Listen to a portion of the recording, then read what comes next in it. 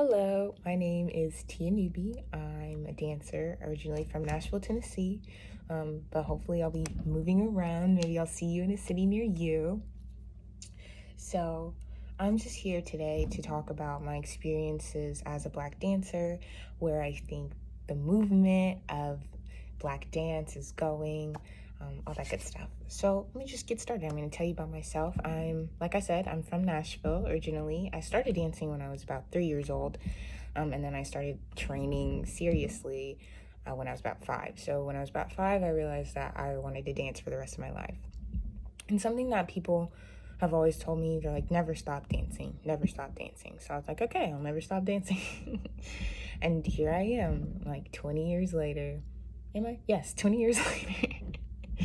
20 years later, I'm still dancing, and I wouldn't give it up for the world. There were a lot of times where people tried to convince me otherwise, that like maybe I should try something else.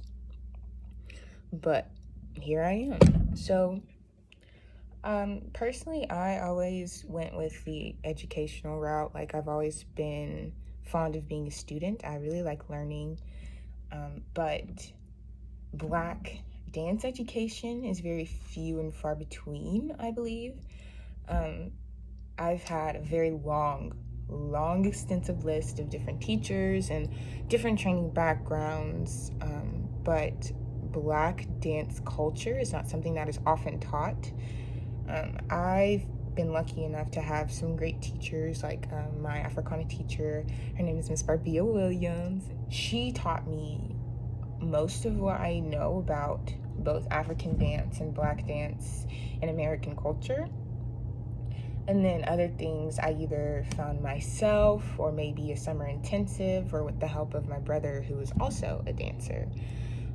So there aren't a lot of resources to find Black art and Black culture in dance specifically. It's not very accessible to many people, and it's something that you really have to dig for. But I don't think it's something that we all need to be digging for. I think it's something that our teachers should be teaching us. I shouldn't have to, as a student, I shouldn't have to go and find all these resources myself. There are so many things that we don't know. For example, a great example is a Spike Lee joint, School Days. There is a dance scene, and it's one of the best dance scenes I've ever seen in my life. And they're talking about good and bad hair. And I've never seen this in a dance history class, and I've taken many a dance history class, and it's one of the best dance scenes I've ever seen in my life. But I've never seen it because it's all Black dancers, it's all Black females. And also because it's in a Spike Lee joint, it's in a Black film, which a lot of white teachers are probably not consuming. So how would they know? And there's a lack of understanding, and there's like a lack of diving into other cultures. I feel like I know so much about white choreographers and white dancers, yet I know little about Black dancers. And that is very disheartening to me personally, just because if you don't know where you come from, how do you know where you can go?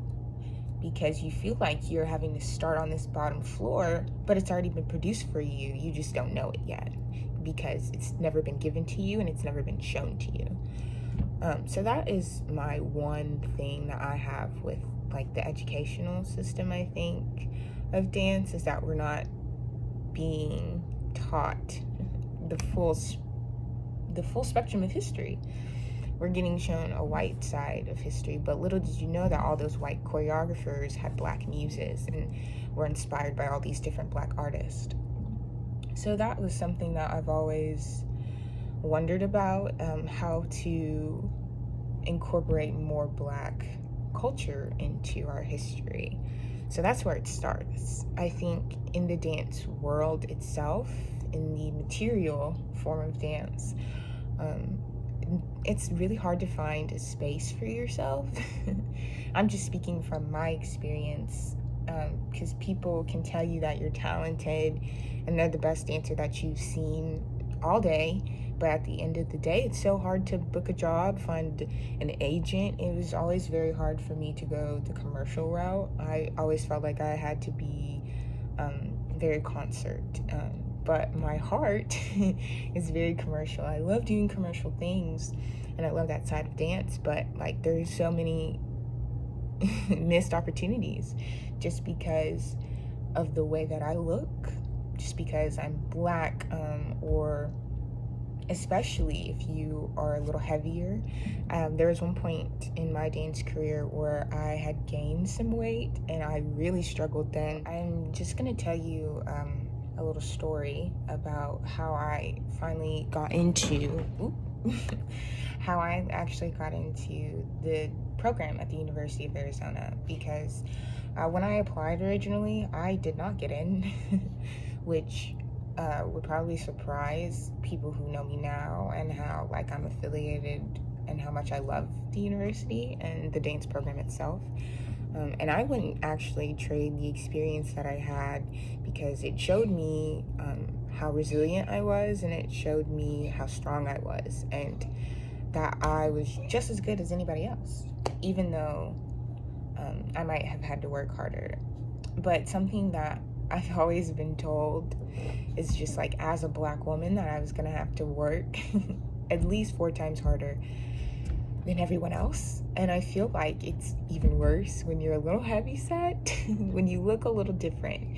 Because when I gained a lot of my weight, I went from working 4 times harder to about 8 times harder to get half of what I had, or half of what I have now.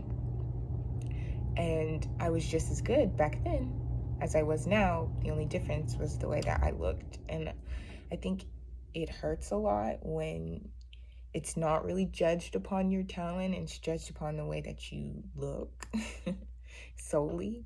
That is so hurtful. It's really demonizing to you, but that's dance. That's that's literally dance in a nutshell. So I feel like this story, paints a really good picture about Black experiences and how much harder we have to work to achieve our goals, which people don't believe. They're like, what? No, crazy. But like, lived it, experienced it, never want to go through it again. So, I was going through a few things, and so I gained some weight. I'm Black. So those are the things that are stacking up against me.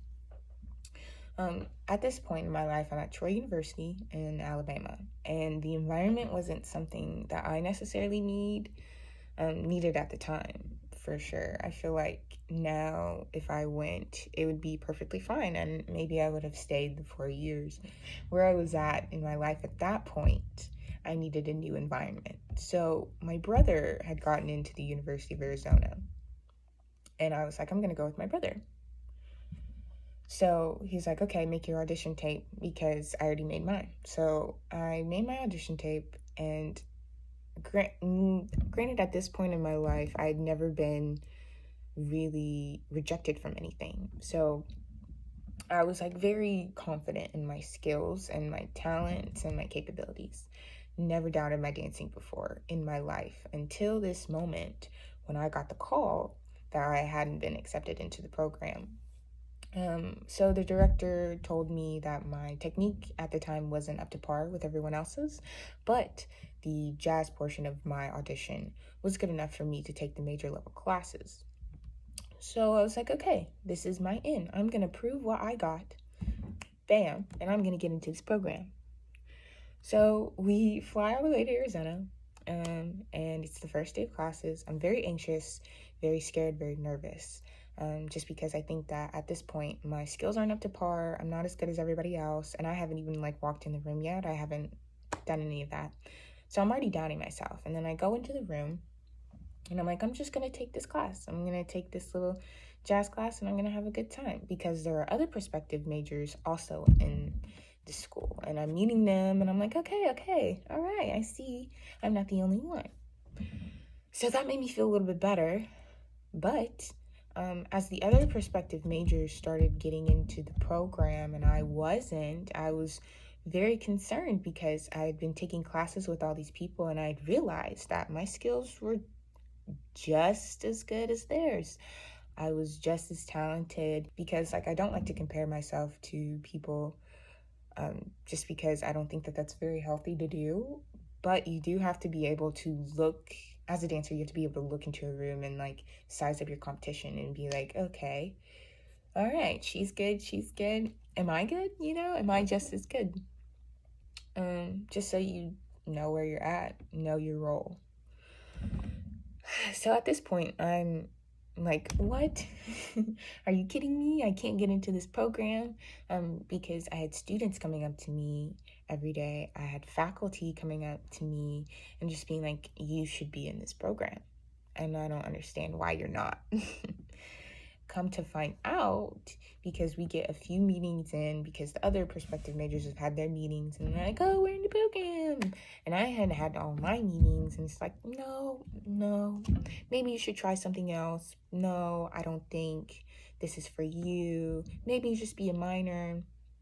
And I was like, no. So I'm not a major or a minor at this point. I'm just a student at the university. I don't have any direction but dance. And I was going to make the director see that. Something that I learned from my brother that I will take with me for the rest of my life is that change does not come without inconvenience. And so I had to inconvenience this woman, and I was like, you're going to let me into this school. You're going to let me into this program because I'm deserving of it, and I know that I am. So we keep going through the year. I'm being put in different classes. I'm taking as many as I can just to prove that I'm a hard worker and that I was deserving. And it got to a point where I was extremely frustrated because everyone had seen me perform at this point. I had gotten into pieces. I had gotten into pieces in shows, and I wasn't in the program at all. I wasn't affiliated with the program. I just took classes. But people were telling me every day that I needed to be a major. So we get to the end of the year, because it ends up taking me an entire year. And I ask one of my modern professors, because everybody's asking, okay, is it time to move up? Like, where should I be placed? So I go up to ask to be placed because I was like, I don't know what to do. I'm not a major, I'm not a minor. And her response was on the lines of, we'll see about that. And it literally took them talking about me in a faculty meeting to get me into the program. And I'm not a student of the School of Dance. Yet you have to talk about me because I'm now your inconvenience. Because she really did not want to let me into the program because of the way that I looked, because I was heavier and I was Black. And it just, that didn't fit into the view of the program at the time. But eventually, I was accepted into the school, and I really do think that my acceptance changed a lot of things, just because it just showed that hard work really does get you somewhere. And now the director sees me very differently. We have like a good relationship, a good rapport. And it's just because I was inconveniencing her, and I was going to show her that I belonged even if she didn't see it. And I think that's all it takes sometimes, is being like, no, I'm going to be in your face, and you're going to realize that I'm just as good as everyone else thinks I am, as much as I think I am. I think it just takes believing in yourself, because people will tell you no every single day of your life. Your family, your friends, people that you don't expect will tell you no and that you can't do it. And that is far from the case. Something that we really should think about is just the way that we talk to dancers, especially Black dancers. I know a friend of mine was once told that she was too dark to be on stage. in a ballet piece. And I don't know what I would do if anybody ever said that to me. Nobody. I'm very lucky to not have those experiences, because I just usually get plucked from places. Somebody's like, ooh, here, and they snatch me up really quick. But not everybody gets that chance. And a lot of people get talked to like that, like they're too dark, or they're too fat, or they're too ugly, or they're too this, or they're too that. And I think that has to stop. That's where I think this movement needs to start, is that all of this negativity, all of this hurt needs to stop. Because when we do that, we'll be able to see each other for our values and what we all can bring to the table. I think something that people aren't realizing is that if you open up more space to the table, there's more to eat. And so there's more to bring. And it really just elevates your performances. So think about that the next time you're casting or you're looking for something. Look at what everybody at the table is bringing. Look at every single person and see what they have to offer before you turn them away. I think that's where we really need to start. It's just being able to look at people for who they are rather than what they look like, because that's not going to get you anywhere. Because if you go based off of the cover, you may not like the book. Whereas if you read a page, see what's going on, you'll enjoy it more. Yeah, so that's, I think, my thoughts on Black dance and where it needs to go. I hope that this was helpful in some way, and that if you, like me, because don't worry, I'm struggling too, because I'm still struggling. I'm still looking for jobs. You know, I've been fortunate to be a part of so many great companies, like I said earlier, Barbie Williams Performance Company and Hawkins Dance, which is the shirt I'm wearing, both based out in Tucson. And I was lucky to find those healthy environments. And if you can't find those healthy environments, just create the space yourself, is what I'm learning. And so I'm looking to a lot of Black female creators lately, because they really are making a place at the table for people like me who don't feel like they really fit in anywhere, but have a lot of talent and a lot to give, because all I want to do is give, and I'm sure that's what every other dancer wants to do. So I hope you have a beautiful, blessed day, and I hope to see you soon on a screen near you. Bye.